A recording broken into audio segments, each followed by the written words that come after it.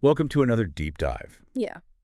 Today, we're going to be tackling a pretty fascinating personal journey. Yeah. It's centered around this one man's lifelong quest for true love. Mm-hmm. And it all started with a book. Okay. But as you'll see, this is not your typical love story. It's really more of an exploration of how one deeply held belief Right. about love can really shape a life. Yeah. And then how that belief is challenged by both life's joys and sorrows. Exactly.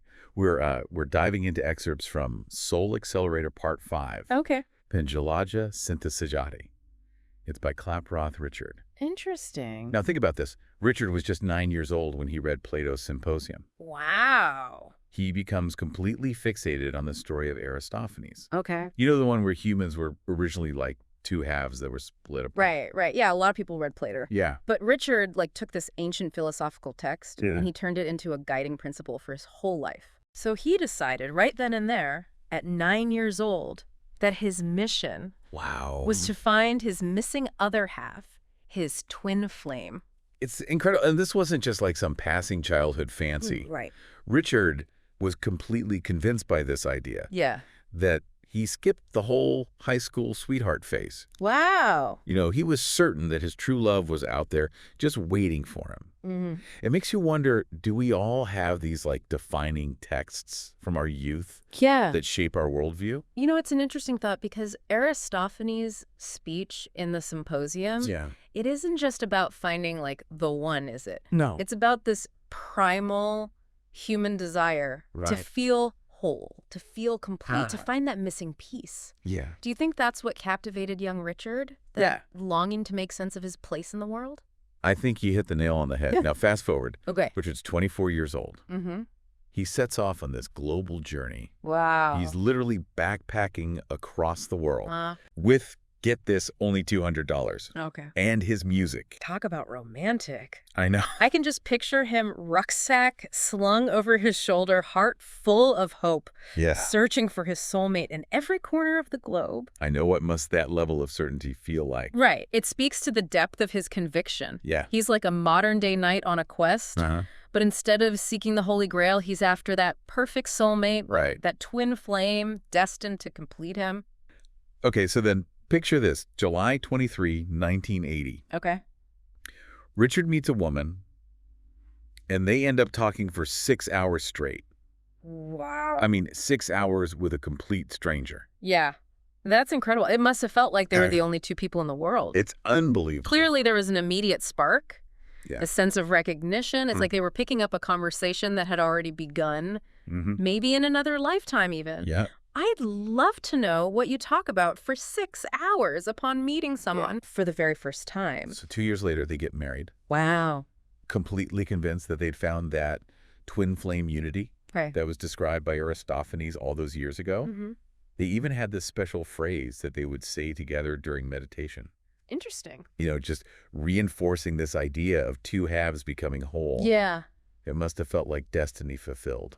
Now, before we go any further, let's clarify something. Okay. Twin flames is a popular term these days. Right. How would you explain the concept to someone who's never heard of it before? Well, it's this idea that there's one person out there who is your perfect mirror, your other half. Okay. And that finding them brings this sense of ultimate completion and unity. Exactly. And it's often seen as a very intense, even tumultuous relationship. Yeah. You're meant to learn and grow through those challenges. Right. But then there's twin souls, which Richard eventually embraces. Right. How is that different? Yeah. What caused this shift in his thinking? That's where things get really interesting. Okay. So after 20 years of marriage, Richard's wife tragically passes away. Oh, wow. This devastating loss forces him to confront this bedrock belief Right. that he's carried for so long. Yeah. If they were truly twin flames, why were they separated by death? Mm-hmm.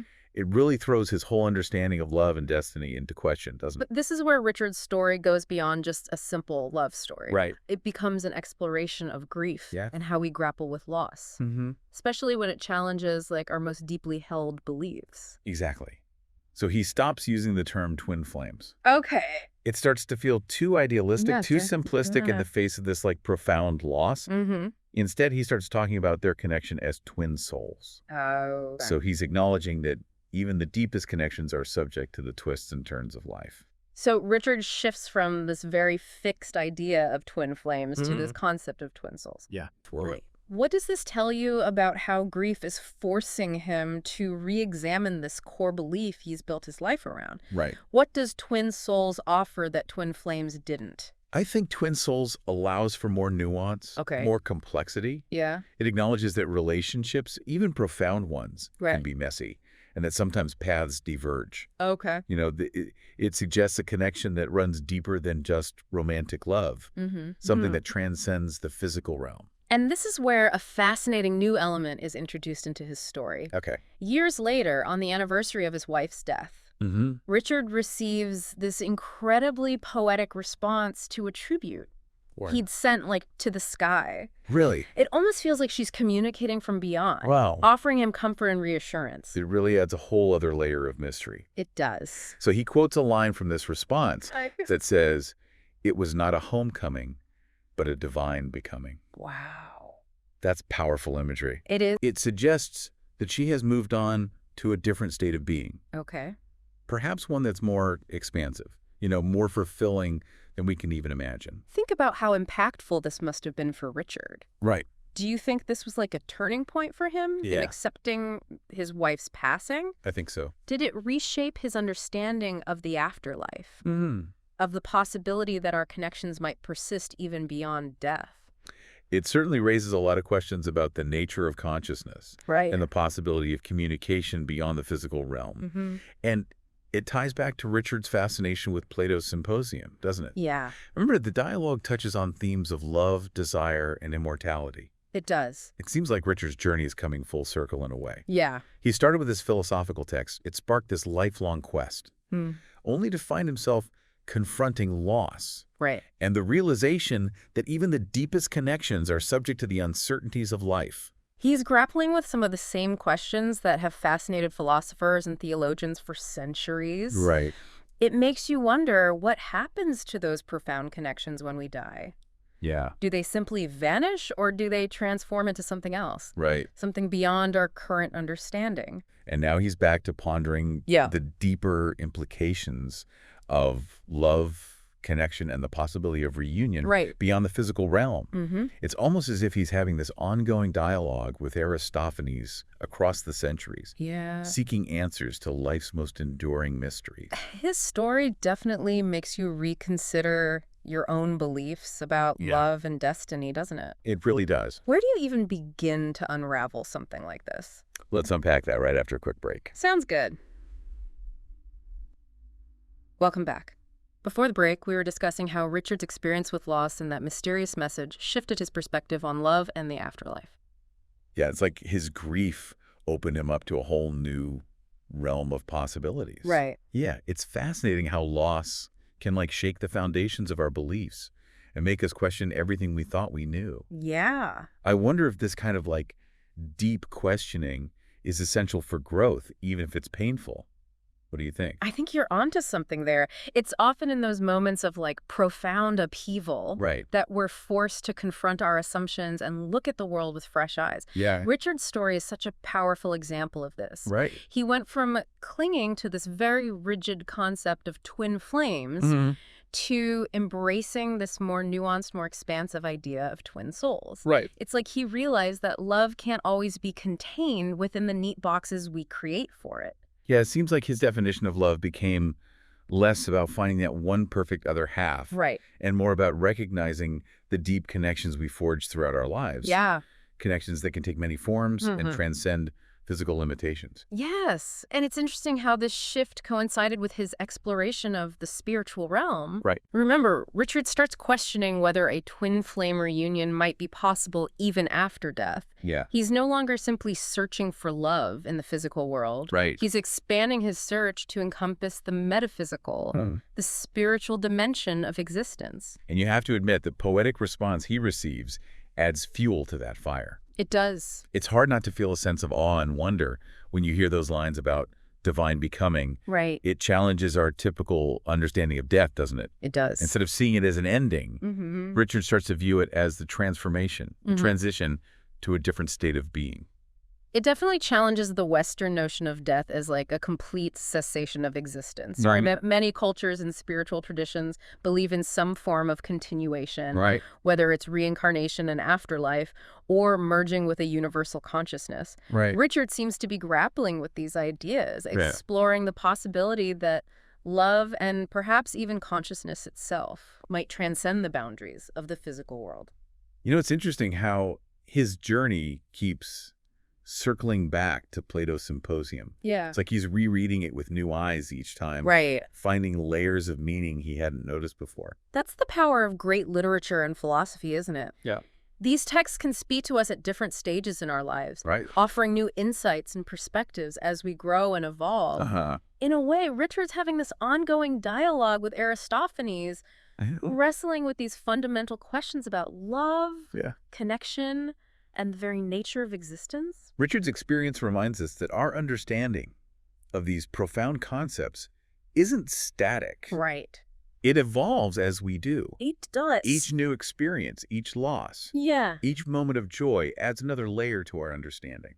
And let's not forget, Richard's initial encounter with Symposium occurred when he was just a child. Right. Think about how much our understanding of love changes throughout our lives. We go from those simplistic childhood notions of fairy tales and happily ever afters to a much more nuanced, complex understanding of love as we experience the real world with all its joys and heartbreaks. Absolutely. We learn about different types of love, the importance of compromise and communication, and the reality that relationships take work. Yeah. Do you think everyone goes through this kind of evolution in their understanding of love? Or is Richard's journey unique? I think it's safe to say that everyone's journey with love is unique. Right. But there are certain universal themes we all grapple with. Yeah. The longing for connection, the desire for intimacy, and the search for meaning and purpose in our relationships. Right. Richard's story just amplifies these themes, making us consider them on a deeper, more philosophical level.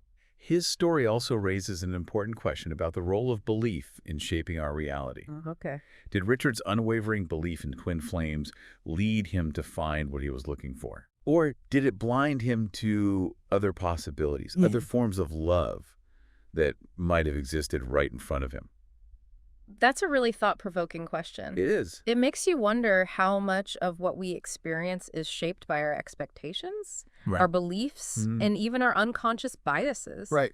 It's almost as if we create self-fulfilling prophecies based on what we choose to see and believe. Think about it. Richard was so convinced that he would find his twin flame. Right. That he embarked on this epic journey around the world. Yeah. He was actively searching, actively putting himself out there. And he did find a deep, meaningful connection. Right. But what if he hadn't read Plato's Symposium as a child? You're right. Would he have embarked on the same path? Yeah. Would he have met his wife? It's impossible to know for sure. Right. But it raises questions about the interplay between free will and destiny. Yeah. Do we choose our paths? Or are they laid out for us? Right. Is it a combination of both? Right. Richard's story suggests that perhaps it's not about finding that one predetermined soulmate, but rather about creating the conditions for love to flourish, about being open to unexpected connections and allowing ourselves to be surprised by life. His story also makes you question the whole notion of the one. It does. Is there really only one person out there for each of us? Right. Or are there multiple possibilities, multiple paths to love and fulfillment? That's a big question that has been debated for centuries. I know. I think Richard's evolution from twin flames to twin souls suggests a shift away from that rigid idea of the one and towards a more expansive view of love.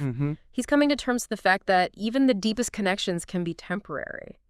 That loss is a part of life. And that love can manifest in countless ways. I'm curious to know what stands out to you as like the most significant turning point in Richard's journey. Was it his initial encounter with Plato's Symposium, the loss of his wife, or the mysterious message that seemed to come from beyond? That's a great question. I think each of those events served as a catalyst for profound transformation. The Symposium sparked his initial quest. The loss of his wife forced him to confront the limitations of his beliefs. Yeah. And the message opened him up to the possibility of spiritual connection and the continuation of love beyond the physical realm. His story really makes you wonder about the true nature of love, doesn't it? It does. Is it simply a chemical reaction in the brain? Right. A biological imperative to procreate? Or is it something more profound, something that connects us on a deeper level? Right. Something that can even transcend death? It's a mystery that has captivated poets, philosophers, and scientists for millennia. And there are no easy answers. Right. But I think Richard's journey offers us a glimpse into the multifaceted nature of love. Yeah. Reminding us that it can be both intensely personal and universally human, both grounded in the physical world and reaching towards something beyond. His story also highlights the importance of staying open to new possibilities. Right. Questioning our assumptions and allowing ourselves to evolve as we gather new experiences. I think there's a valuable lesson there for all of us. Yeah. We often get so attached to our beliefs, especially those we form early in life. Right. But it's important to remember that our understanding of the world is constantly evolving. Yeah. And sometimes the greatest growth comes from having our beliefs challenged. Right. And being willing to embrace new perspectives. Exactly. And this brings us back to like the broader implications of Richard's story. Yeah. What does this tell us about the nature of belief and the power of stories to shape our lives? Right. Are we all susceptible to these defining texts that shape our worldview? Yeah. Even if those texts come in unexpected forms? That's a question we'll explore further after a short break. Okay. We'll delve into the power of narrative and the ways in which our beliefs shape our reality. Stay tuned. Welcome back. Before the break, we were talking about how profoundly stories and beliefs can shape our lives.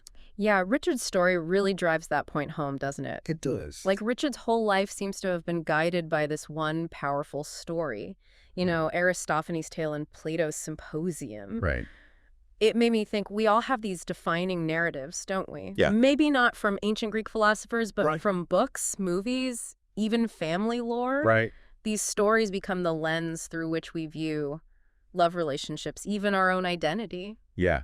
I know I've had books that have completely changed how I thought about the world. Right. It's amazing how a single story can stay with you for years, even decades, and shape your choices in ways you might not even realize. It's the power of narratives. Yeah. Stories help us make sense of the world. Right. They offer frameworks for understanding complex emotions, like for grappling with life's big questions. Yeah. Think about how many love songs, poems, novels, and movies we consume. Oh. They all contribute to our understanding of what love is, what it should look like, and how it should feel. And for Richard, that defining narrative was all about finding that missing piece, that twin flame. Right. It led him on this incredible journey filled with both joy and sorrow. Yeah. He found love, experienced profound loss, and ultimately arrived at a more nuanced understanding of connection, one that embraced the spiritual realm and the possibility of love transcending death. His journey is a powerful reminder that our beliefs aren't static. Right. They evolve as we do. Mm-hmm. And sometimes the most transformative experiences are the ones that challenge those core beliefs. Yeah. Forcing us to re-examine our assumptions and embrace new perspectives. You know, and I think about Richard going back to the Symposium after his wife passed away. Yeah. I wonder if he was looking for answers. Or maybe even permission to let go of this rigid idea of twin flames. Yeah.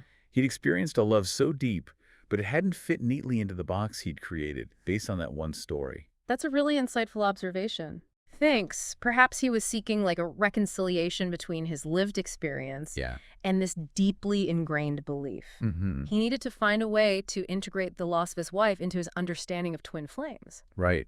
And it seems like the concept of twin souls provided that space for him. Yeah. It allowed for complexity, for the reality that even profound connections can be impermanent. And I think that shift from twin flames to twin souls speaks to a broader evolution. Yeah. And how we think about love and relationships. You know, we're moving away from those fairy tale notions of finding the one who will magically complete us. Exactly. We're recognizing that relationships are complex. Right. That they require effort and understanding. Yeah. And that love can manifest in many different forms. Yeah. Richard's story, for all its unique elements, speaks to this universal human desire for connection, for belonging, for finding meaning in our relationships with others. It's been an incredible deep dive, hasn't it? Richard's journey has taken us from the philosophical heights of ancient Greece to the deeply personal realm of love loss and spiritual exploration. It's a story that stays with you. It really does. Prompting us to examine our own beliefs about love, destiny, and the very nature of connection. Right. It makes you wonder, what are the stories that have shaped your own worldview? Yeah. What beliefs have you clung to, and which ones have you had to let go of as you've grown and evolved?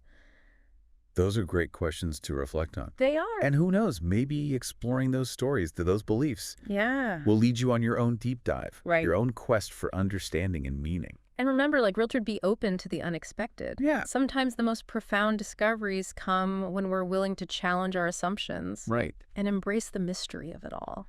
Beautifully said. Thank you. And on that note, we'll wrap up this deep dive. Thanks for joining us. And until next time, keep seeking, keep questioning, and keep exploring the depths of human